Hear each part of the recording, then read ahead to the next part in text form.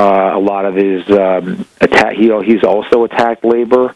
And, some of the things that he wants as a priority in terms of what needs to be changed here in the county are far different than what I would focus on in terms of income inequality and better paying jobs. And he wants to focus on, miraculously, projects that are going to propitiate the developers and the construction firms that he's worked with in the past. So this is what politics is like at the local level, and where we wonder why it's corrupt at the federal level.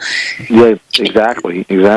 I don't want to discourage people from running for office themselves at the local level, and I want to make sure that I hope can you stay possibly for another segment with us, Adam? No problem. Yeah, okay, because I really want you to give a tutorial for somebody in their own county who wants to do this before we end. So maybe we can remember to squeeze that in the next segment. Yeah, that's no problem. Because if there's one thing I've learned, and you've probably heard this a million times, is that all politics is local. You can do as a tax Wall Street party candidate, as a American system advocate, whether you're in the Democratic or Republican Party, you can do a lot to change that at the local level. And you might not think it, but you really can, because you bring to the table an awareness of history and economics that most people just don't have. And assuming that you have a really good ability to reach out to people, to shake hands with them, that you're affable, that you're friendly, you can get your points across, not get flustered when they do attack you, not get disappointed, and just be able to just get right back up again and advocate for what you would consider a project or something that's going to benefit the people along the lines of the American system. Yeah, we were talking about that earlier, how you only learn by doing it, and learn when you're out on the street with your clipboard, you learn how to sell your message. For Dr. Webster Tarpley with Adam Rodriguez, who just ran for Monroe County Commissioner, and we're learning the lessons of how to do this ourselves in our own county. And we were just saying that you only learn by doing it. You've got to get out and do it. We've got a social media generation that's not getting out at the grassroots level, getting out on the street. It's Twitter and Facebook all day, all night, all the time. And you really learn how to sell the message and become a communicator when you're out there knocking on doors. At least that's what I've found. And but one other thing I was just going to say is, though, we were talking also about the knowledge of history, and that's also important, because when you do get into office, then history is when it's going to keep you from being susceptible to corruption. Right. What do you think? Right, that's right. Yeah, I agree, because you see yourself as a world historical figure, and that's key, because if you don't, then it's very easy for you to become corrupted. It's very easy for you to sell yourself out, to compromise your values, because if you look at it that way, there's no right, there's no wrong. You're just in this kind of existentialist, wasteland. And as far as you're concerned, as a politician, if you're thinking that way, or anybody really, it's just, what can I get for now, and that's it. And you're going to get hit with by all angles, with criticism, with bribes, and you need to say, who am I in the context of world history? Exactly. And if you don't do that, you're just, like I said, you're just lost in a wasteland that will subsume you and spit you out quicker than you could possibly imagine. And I think it's the better politicians, the good politicians that can survive that, because they see themselves that way. Now, not all of them might not be good politicians for the people, but they might just be better politicians because they believe in a certain ideology. Now, obviously, this is a struggle, and the American system is key. And understanding the American system, the idea of national banking, high tariffs, understanding how labor works, how our economy is supposed to function in terms of a very highly functioning, highly manufacturing-based economy, with also, sitting cheek to jowl right next to a lot of agriculture, too. So we can't discount that either. There has to be a healthy balance between a properly maintained environment, manufacturing in certain areas, and then agriculture as well, spread out throughout your region. You have to go into these races, I think, proceeding from the concept. Right. And you have to know what you stand for walking in, and keep that as a compass. I mean, the PWA, Public Works Administration, TVA, they were all controversial at their time, but somebody had to have the courage in the face of that criticism to get them built. Right. And we need that type of courage in our candidates today. So that's why I want people who are listeners of this audience and students of the American system like yourself to be running for office. Right. That's the point of this whole experiment here. Right. Well, what you... And it was an experiment, exactly. No, yours wasn't an experiment. Yours was real. I mean, the experiment of getting our listeners to start running for office, to get up and start running. You got that? Yeah, no, and look, this is what's made America great successively. We've come to this point where we're just sitting around looking at each other saying, what the hell are we doing wrong in our country here? How can we solve this? And it's a few leaders throughout the country that have the courage and the faith of their convictions to actually pull America up by its bootstraps and be able to not take any serious criticisms that seriously, because if you do, you're sunk. And what you were saying before about the social media, our own party falls victim to that. You have a lot of people who get on Facebook, they get on social media, and they kind of get it's very sexy, to a certain degree. It's very persuasive and seductive, and people think that they're reaching out, and to a certain degree, it is an important tool. But nothing can substitute for you getting out, going out, meeting people, shaking their hands, getting involved with local community organizations. There's plenty of great organizations you can get involved with right at the national level too. You see this big, huge fight for $15 per hour. Get involved with those local groups. Get involved with those local organizations that are fighting for better pay. Get involved with maybe even your local Rotary.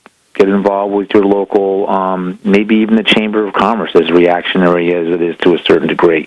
Get involved with all these civic organizations. Get involved with your local Democratic Party. Reach out to different cultural organizations. But most importantly, to learn the nuts and bolts of what it takes to run a campaign. First thing you do is go down to your county courthouse, go down to your municipal building, ask for the paperwork that you're going to need in order to file for office. That's number one.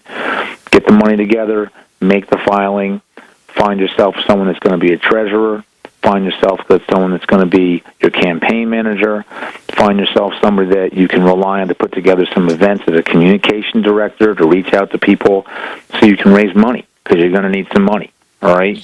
These are all very practical, simple things and first steps that it's going to take in order for you to kind of get out there, be you man or woman, recently, naturalized as a citizen, whatever race, creed, color you are. This is what it's going to take for you to do this, because it's not that hard.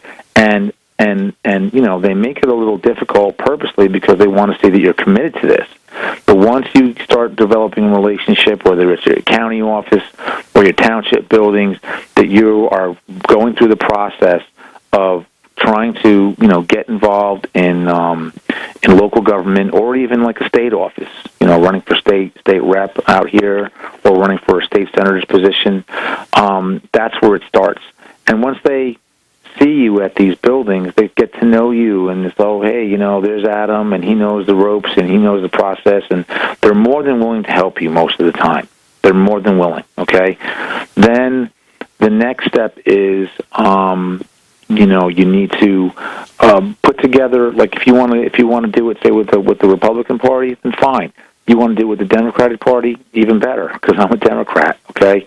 If you want to do it as an independent, that's the way to go too. But either way, it's just a lot of finding where your voters are, finding where the people that you want to appeal to first, and work them. Go out, tell them what you want to do. Tell them what you want to do here in your township, in your county, what you can do for improvements. You see, one of the things I learned just the other day All right, well, I didn't learn it, but I got a firsthand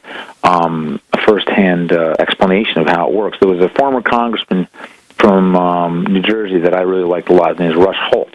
All right, he was a big advocate for nuclear power. He was a former physicist from. And he was also the advocate for the Wall Street sales tax, wasn't he? He was, in fact, yes. He was an advocate for definitely for a transaction tax, and also for fusion research. Okay, so he was friends with a Middlesex mayor. I'm not sure which town exactly.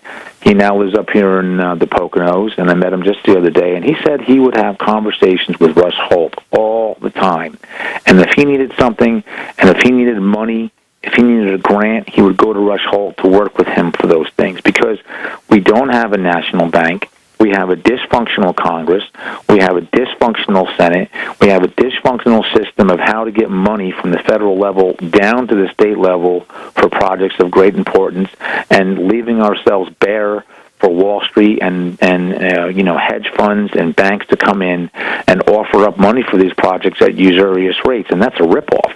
That's this whole public-private partnership nonsense is a total ripoff. Whenever I hear people at the state level talking about this, and these are politicians, I'm just like, I have to look at them sideways and go, are you sure that you're thinking straight about this? Because, we used to do these things back all the way up until the mid to late 70s on federal money, and now we're not getting dime one for these projects, Adam, thanks for joining us. Can we finish this conversation next week? Webster Tarpley. We were just talking to Adam Rodriguez, who ran for county commissioner in Monroe County, Pennsylvania, and came very close, 90 votes shy of entering the general election. So we can see that this can be done. If you want to try to take a seat in your local area and you need some tools, we can put you in touch with Adam. We can help out with some tools too. Contact us at taxwallstreetparty@gmail.com. All spelled out, Tax Wall Street Party, all lowercase, @gmail.com.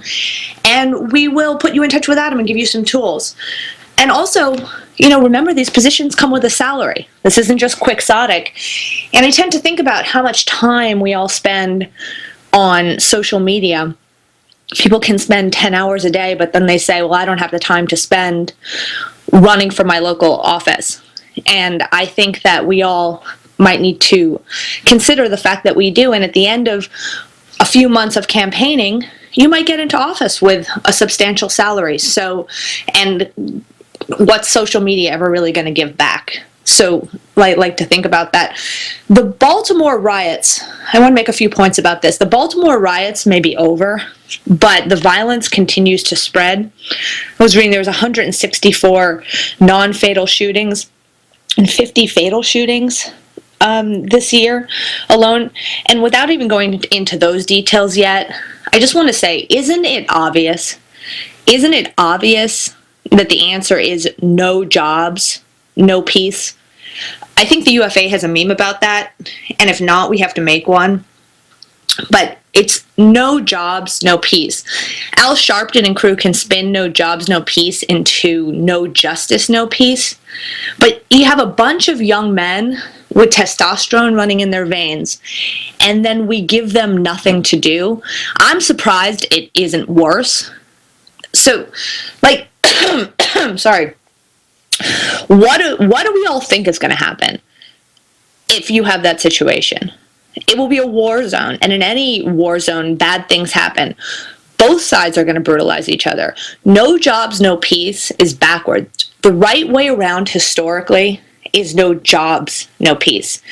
And you know what? That should go for all races. Rioting is not the way to do it, but demanding jobs for all is. Why isn't every unemployed man of every race in this country out demanding a new CC, Civilian Conservation Corps, or WPA, or PWA? The New Deal had a lot of acronyms, but I know why, and is it because we've all been a victim of psychological operations for so long, operations that made it so we don't even know what the CCC is?